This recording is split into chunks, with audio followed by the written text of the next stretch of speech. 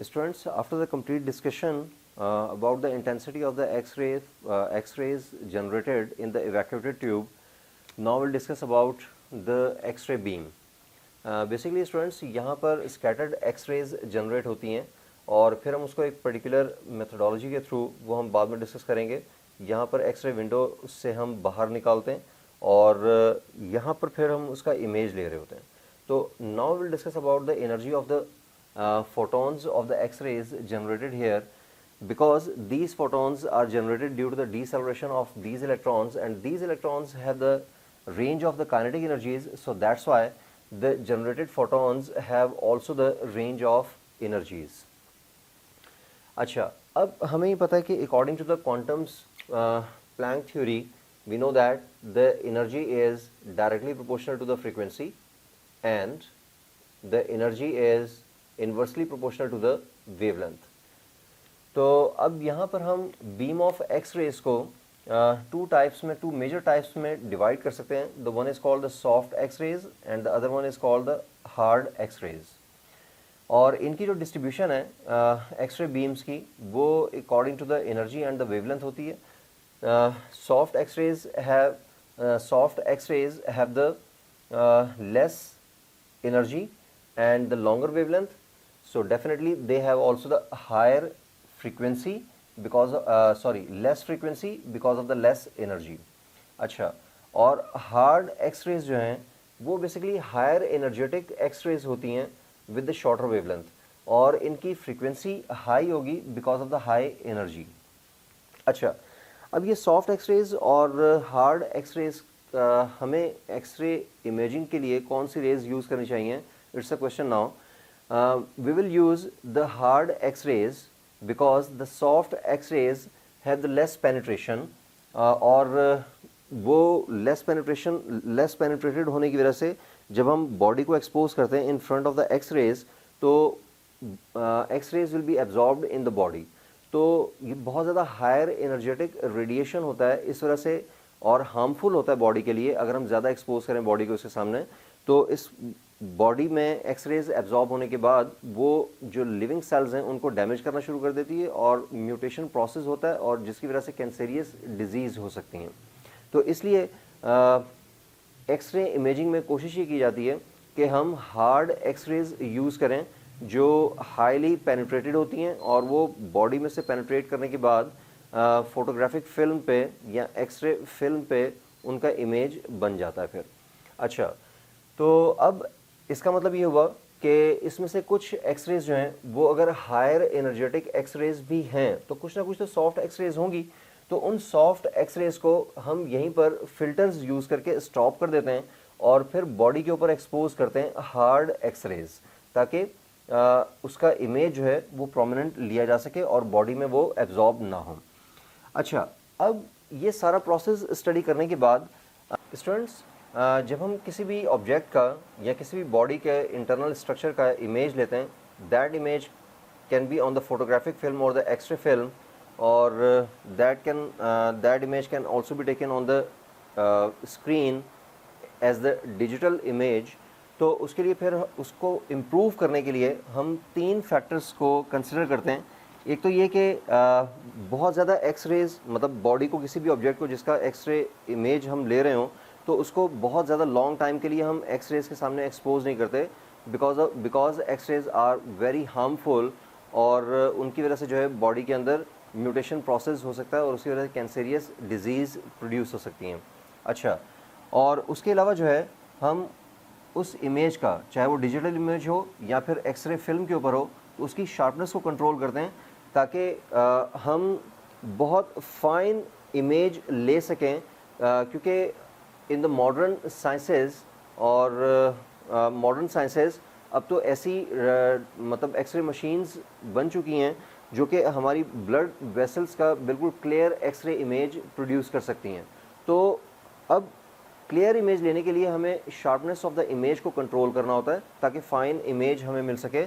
और उसके अलावा जो है हम कंट्रास्ट इम्प्रूव करते हैं उस इमेज का ताकि जितने भी कंपोनेंट्स ऑफ द ऑर्गन्स हम डिस्कस करना चाह रहे हैं, स्टडी करना चाह रहे हैं इन द डिजिटल एक्सरे और the on to the x ray film, तो वो हर पार्ट या बाउंड्रीज जो हैं उनकी अलग अलग हमें नज़र आ सकें। फॉर एग्जांपल अगर आपने बोन का एक्सरे देखा हो तो वो बिल्कुल वाइट कलर का होता है और उसकी जो मतलब साइड्स हैं वो बिल्कुल ब्लैक आपको नज़र आ रही होती हैं। तो कंट्रास्ट जो है वो जितना ज़्यादा ब्लैक होगा, ब्लैक एंड वाइट होगा एक्सरे, उतना ही ज़्यादा इसका मतलब है कि उसका कंट्रास्ट अच्छा होगा। तो ये चीज़ें अब हम डिस्कस करेंगे।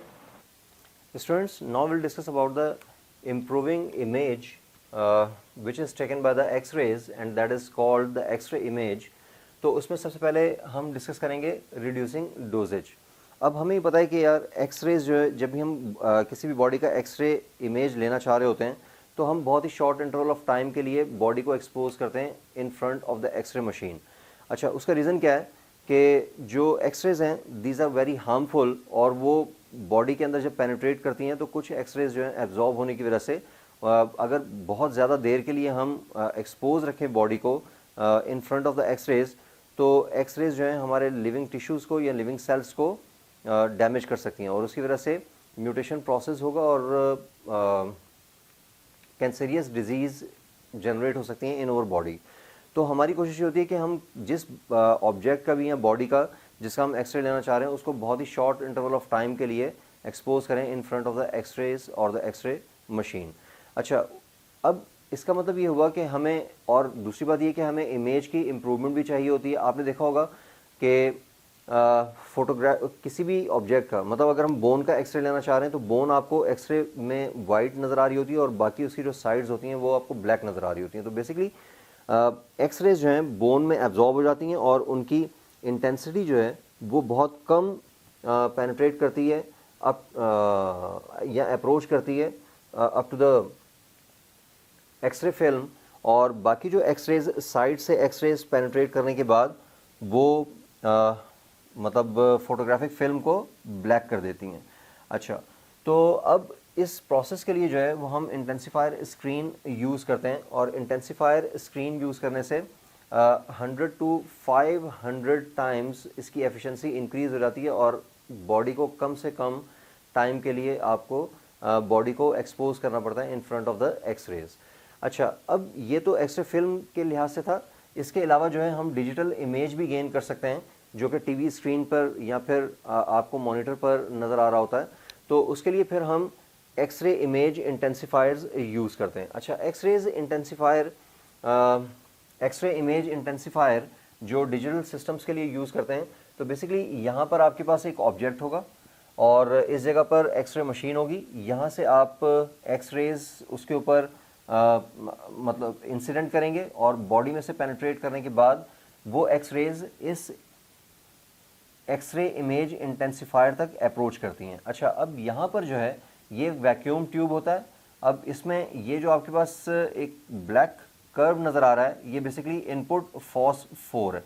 अच्छा, इनपुट फॉस्फोर का मकसद ये होता है कि एक्सरेज जब इसको हिट करेंगी तो ये उनको विजिबल लाइट में कन्वर्ट कर देता है और वो फिर विजिबल लाइट इस फोटो कैथोड को हिट करने के बाद यहाँ पर फोटो इलेक्ट्रिक इमिशन होता है। And we also know that according to the photo electric emission के when the electrons are emitted from the metal by the incident radiation, that process is called the photoelectric effect। तो यहाँ पर visible light जो है ये photo cathode को hit करती है और उसकी वजह से फिर इलेक्ट्रॉन्स जनरेट होते हैं। अच्छा, उन इलेक्ट्रॉन्स को अपने पाथ पे फोकस्ड रखने के लिए यहाँ पर हम यूज़ करते हैं फोकसिंग इलेक्ट्रोड्स। तो ये इनके पाथ को डिस्टर्ब नहीं होने देता और फोकस रखता है। और फिर उसके बाद यहाँ पर एनोड भी हम यूज़ करते हैं। तो एनोड जो है वो इनको अट्रैक्ट करेगा और इनको एक्सेलरेटेड इलेक्ट्रॉन्स में कन्वर्ट करेगा और फिर यहाँ पर एक आपके पास आउटपुट फॉस्फोर होता है। जब ये इलेक्ट्रॉन्स इसको आके हिट करेंगे तो यहाँ से फिर विजिबल लाइट जनरेट होती है जिसको फिर हम टीवी कैमरास के थ्रू ऑब्जर्व कर सकते हैं। अच्छा, डिजिटल इमेज का हमारे पास एडवांटेज ये होता है कि we can analyse the digital image very clearly as compare to the normal x ray film image. और दूसरी बात ये कि इसको हम सेव भी कर सकते हैं और उसके अलावा ट्रांसफ़र वगैरह करने में हमें काफ़ी आसानी होती है। Thank you.